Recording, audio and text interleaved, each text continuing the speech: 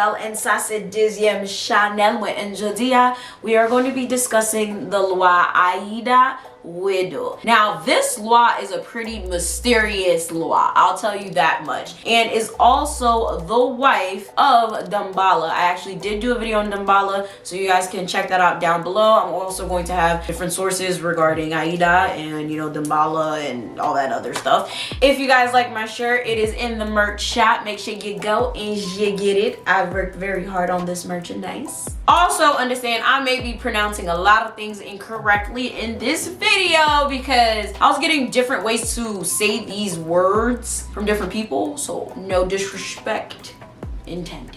And it's very interesting because their relationship, just like a lot of other laws that I've covered, is actually said to be a example for sacred relationships in the voodoo religion and said to be a model relationship. She loved her Dambala and she's rarely ever invoked alone. If you invoke her, Dambala is coming with. 9 times out of 10, if someone has an altar for one, they have an altar for both, or they have a combined altar. But what's very interesting is she is the ancient loi, okay? She's the ancient root loi to be exact, and also known as the rainbow serpent. She is literally one of the oldest loi. I believe Dambala is the oldest. I completely forgot right now because y'all, I'm having such serious camera problems today. It's insane. Like, I literally had to film this like 20 times. But quote me on it if I'm wrong down below, but I'm sure Dambala is the oldest. Also is seen in African voodoo and other voodoo religions as well. Now, with Dambala, her and Dambala actually represent the divine unity of human sexuality. Now, Dambala, like I've said in my video about him, is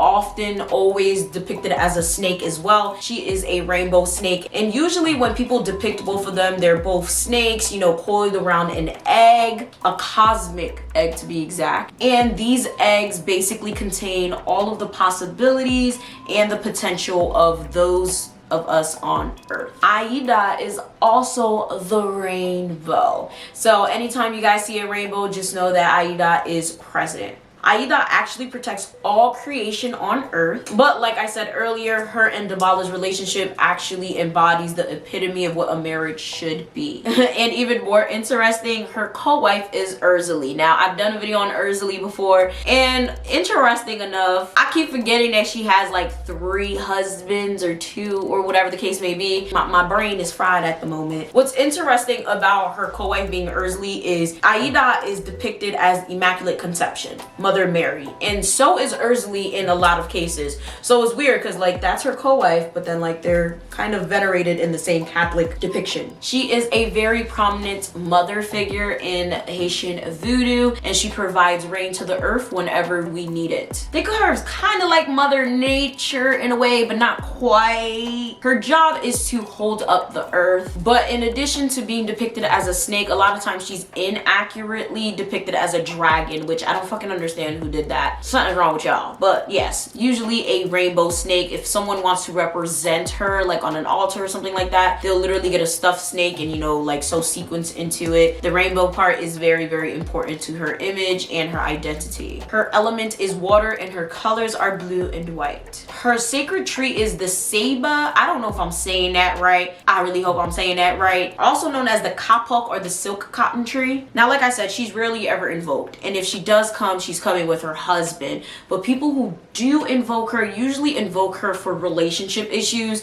You know, if you're having trouble in your relationship, if you really want to, you know, find someone and be committed and stuff like that, if you want to be successful, if you want to know what you have to do to be successful, she is that loi that is going to be able to do that for you. But most of the time, people don't really bother her because, like I said, she's busy holding up the earth. Like, she literally is pretty damn busy. She do not got time to be answering frivolous shit, and there's plenty of other loi that can do that too, but most of the time they go to her because she's very, very ancient and powerful. Getting a blessing of happiness, prosperity, hope, and peace from her is like something that a lot of people actually seek to have. Even though she's such a mysterious loi and a lot of people don't really serve her as often, she is a loi that a lot of people really seek guidance from. She's that loi that like a lot of people are actually like, oh my god, like I kind of wish she would talk to me, like I wish she would give me some guidance. But most of the time, like, she don't got time for that. Okay, she really don't. Like a lot of the older loi are like that. She's also part of the Rada clan. A lot of them are very like, yeah, we're old, we're tired, we got shit to do, don't bother us. And it's just like, the thing is with a lot of us, like, let's be real, humans, like, we just be asking for shit that don't even need to be asked. Like,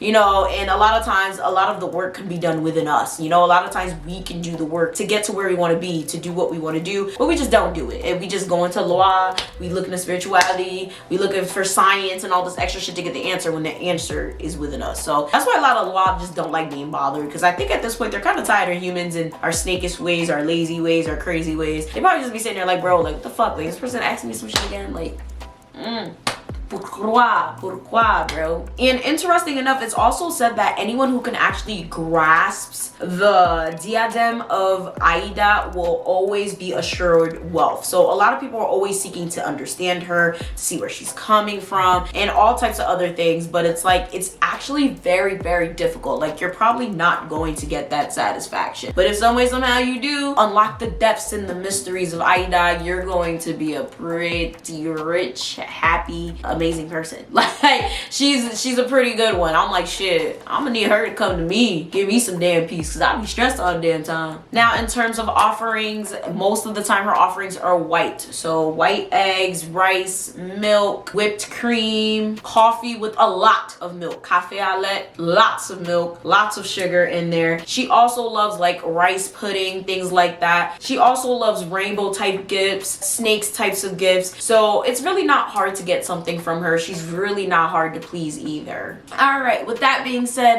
that is it for this video. Comment down below if you do serve Aida, and you can give us some more information, but not too much information. You already know we have to do these videos in a certain type of way. Let me know what I might have missed. What do you think of her, and who is your favorite loi? With that being said, make sure you guys like, share, subscribe, and do all that, and I'm gonna see y'all next time. Bye.